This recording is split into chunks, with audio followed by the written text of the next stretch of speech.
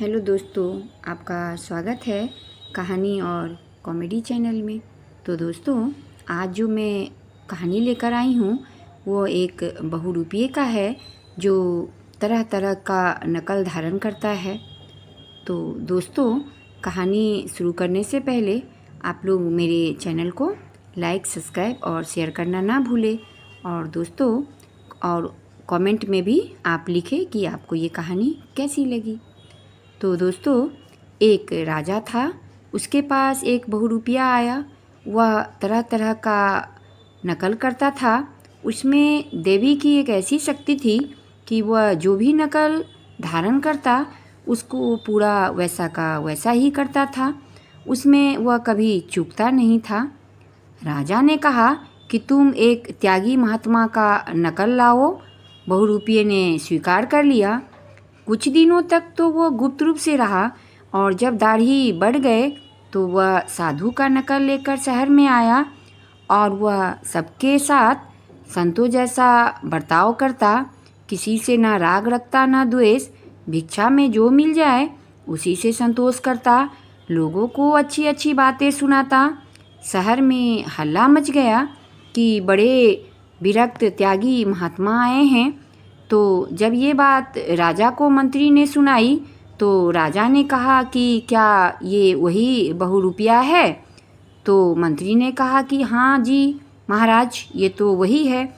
तो राजा ने घोषणा की कि मैं उससे दर्शन करने जाऊंगा वहाँ पर।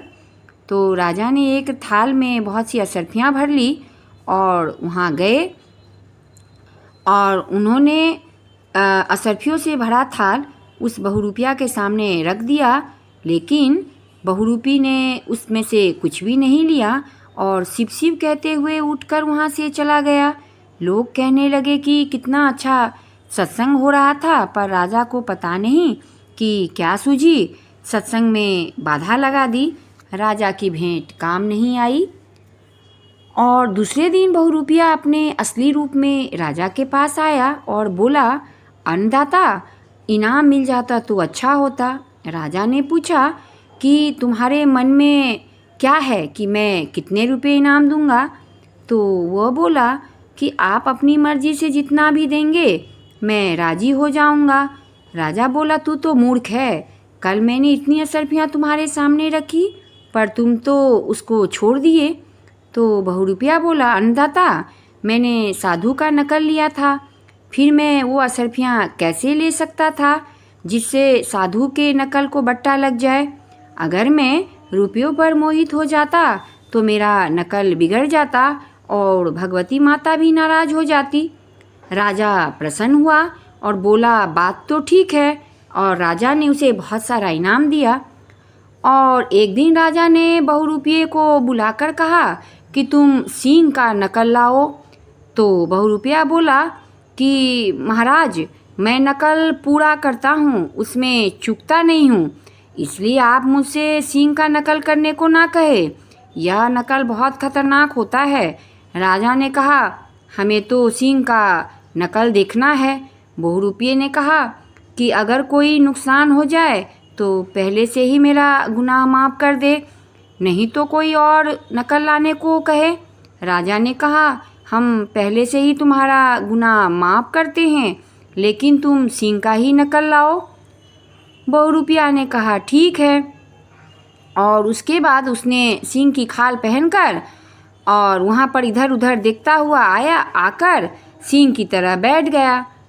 राजा का लड़का वहाँ खेल रहा था। वह खेलते खेलते वहाँ आया और उसने सींग बने हुए बहुरूपिये के पीछे से लकड़ी मार दी। सींग ने दहाड़ लगाते हुए चट से उस लड़के को मार दिया। राजा को बड़ा दुख हुआ कि यह कैसा नकल है, मेरा लड़का तो मर गया।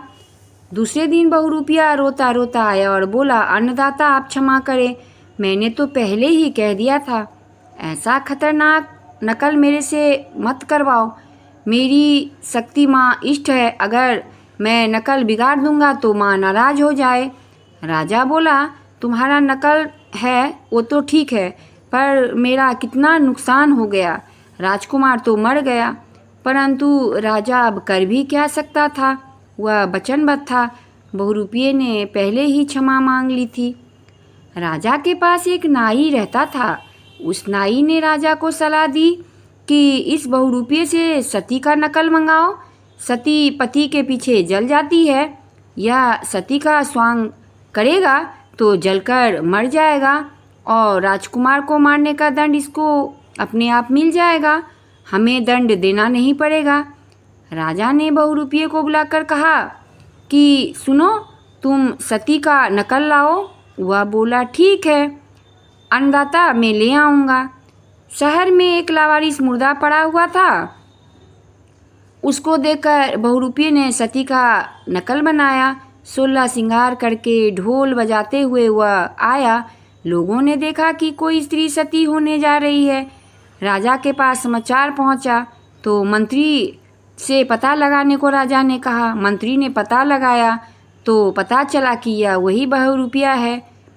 और तब राजा ने अपने आदमियों से कहा कि जाओ, इसको अच्छी तरह से जलाना, ये किसी भी हालत में बच न पाए। नदी के किनारे लोगों ने बहुत सी लकड़ियां इकट्ठी कर दी और वह सती बना हुआ बहुरूपिया मुर्दे को गोद में लेकर चिता पर बैठ गया।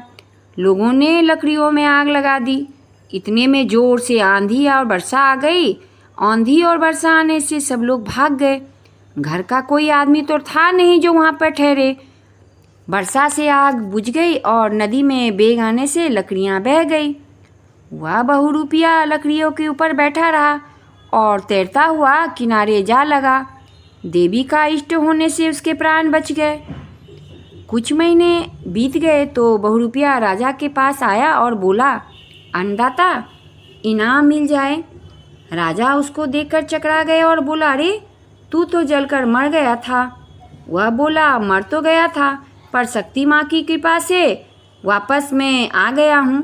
राजा बोला, तो क्या तू हमारे बाप दादा परदादा से मिलकर आया है? तो बहुरूपिया बोला, हाँ अन्नदाता, सबसे मिलकर आया हूँ। राजा बोला, उनका समाचार क्या है? बहुरूपिया बोला, समाचार तो ठीक है, पर उन सब की हजामत और नाखून बढ़े हुए हैं, इसलिए उन्होंने घर के नाई को बुलाया है। राजा बोले, नाई वहाँ कैसे जाएगा? बहुरूपिया बोला, जैसे बाप दादा गए थे मैं भी गया था, ऐसे ही जाएगा, क्योंकि जाने का रास्ता तो एक ही है। नाई वहाँ खड़ा सुन रहा था। अब तो वो सोचा कि अब तो मेरी मौत आ गई। राजा की आज्ञा अगर हो गई तो मेरी रक्षा करने वाला कोई नहीं होगा। तो शाम को नाई जाकर बहुरूपिये के पैर पड़ा कि तू किसी तरह मेरे को बचा लो, मेरा घर बर्बाद हो जाएगा, घर में कोई कमाने वाला नहीं है। बहुरूपिया बोला कि सती का नकल लाने के लिए तूने ही तो राजा को सलाह दी थी, अब तू भी जा। नाई बहुत रोया, गिड़गिड़ाया। तो बहुरूपिये ने कहा, अच्छी बात है, मेरा तुमसे कोई दुश्मनी तो है नहीं।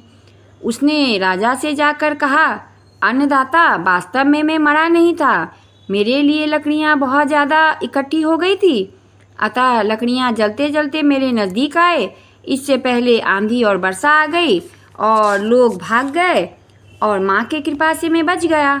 मैंने सती का नकल किया था, मैं जलने से नहीं डरता हूँ। तो आप जो भी नकल कहेंगे मैं वैसा ही नकल लाऊंगा, नकल नहीं बिगाड़ूंगा। पीछे आप जो इनाम दे तो मैं प्रसन्नतापूर्वक ले लूँगा। और इस प्रकार नाई की जान भी बच गई और राजा ने उस बहुरूपिये को बहुत सा इनाम भी दिया। तो दोस्तों, इसका तात्पर्य है कि मनुष्य को भी अपना नकल यानी अपना रूप कभी बिगाड़ना नहीं चाहिए।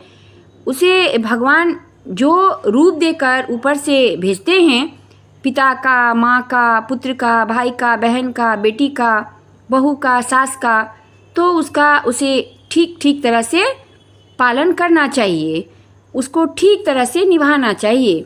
और जो अपने कर्तव्य का ठीक से पालन करता है उस पर हमेशा हमेशा भगवान कृपा करते हैं।